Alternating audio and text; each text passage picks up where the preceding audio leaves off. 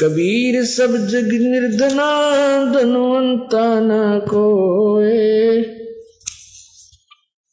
धनवंता सो जानियो जप राम नाम धन होवे।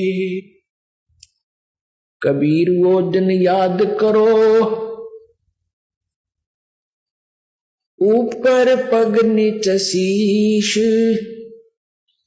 इस मृत लोक में आके तू भूल गया जगदीश। उधर बीच तो को दिया खान पान परवान, तिस समर्थ की बंदगी तू भूल गया शैतान।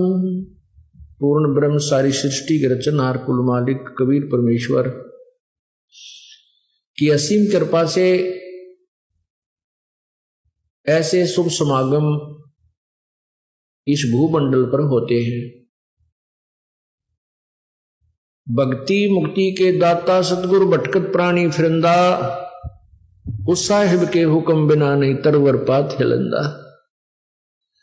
उस साहिब, उस परमात्मा, हमने इस बात की ओर विशेष ध्यान देना चाहिए क्योंकि हम आप सभी स्टूडेंट्स, आप सभी विद्यार्थी अर्थात योगी भक्त, आप उस विद्यालय में प्रवेश पा चुके हो जो तत्व ज्ञान का संदेश देता है, जो पूर्ण मोक्ष का अधिकारी बनाता है। इसके लिए परमेश्वर की एक एक पंक्ति का बहुत गूढ़ रहस्य होता है। अब परमात्मा के विषय में आदरणीय गरीबदास साहिब जी ने बताया है कि उस साहिब के भक्ति मुक्ति के दाता सतगुरु, भक्ति और मुक्ति, क्योंकि प्रथम भक्ति मिलती है और भक्ति के बाद ही मोक्ष होता है।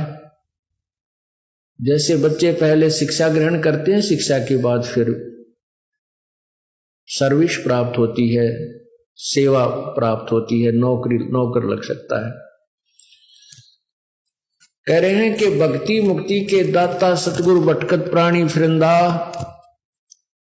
उस साहिब के हुक्म बिना नहीं तरवर पात हिलंदा। परमात्मा, अब वो साहिब क्यों कहा? इससे सिद्ध है कि साहिब माने प्रभु, परमात्मा। इससे सिद्ध है कि और भी परमात्मा है, उनसे एक और अलग भगवान है जिसकी तरफ संकेत किया जा रहा है। नहीं तो सीधा भी बोल सकते थे साहिब के हुक्म बिना नहीं तरवर पात हिलंदा, उस साहिब, क्योंकि इसका महत्व इसलिए है, हमारे सदग्रंथों में एक विशेष विवेचन है। जैसे पवित्र गीता जी अध्याय नंबर 7 के श्लोक 29 में गीता ज्ञानदाता प्रभु ने कहा है कि अर्जुन, जब तुझे जो मैं ये ज्ञान गीता शास्त्र तुझे सुना रहा हूं, जो व्यक्ति इसको आधार मानकर तत्वदर्शी संत की तलाश कर लेता है, जिसकी तरफ मैंने अध्याय नंबर 4 के श्लोक 34 में कहा है, उसके आधार से जब वो तत्वदर्शी संत से मिल लेता है, उसके पश्चात उसको, जिस व्यक्ति को पूरा आध्यात्मिक ज्ञान हो जाता है और सभी आध्यात्मिक कर्मों से वो परिचित हो जाता है और मुझसे भी परिचित हो जाता है, मैं कौन हूं, फिर और उस परमात्मा से भी परिचित हो जाता है, तत्परम से, तब वो प्राणी यहां इस संसार की किसी भी वस्तु की इच्छा नहीं रखता। वो केवल मोक्ष ही मांगता है, जन्म और मृत्यु से छुटकारे की ही प्रार्थना करता रहता है। गीता जी अध्याय नंबर 7 के 29वें श्लोक में ये विवरण है जो अभी आपको सुनाया। और गीता जी में कुल 7वें अध्याय के 30 श्लोक हैं।